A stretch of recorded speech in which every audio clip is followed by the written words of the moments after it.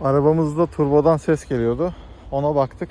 Buradaki şu turbo hortumunun tam şu ucundan buradan dolayı bir kesik varmış. Onu ustam birazını kesti, zaten pay vardı. Arkadan kelepçe attı. Şöyle yakından göstereyim. Herhangi bir sıkıntımız yok şu anda. Bugün kaportası bitecek inşallah. Şu an bu halde, başlanılacak birazdan. Bütün parçaları tam zaten. Yarın boyaya hazır olacak. Muhtemelen pazartesi de boyanır. 3-4 gün sürer boyanın kuruması falan.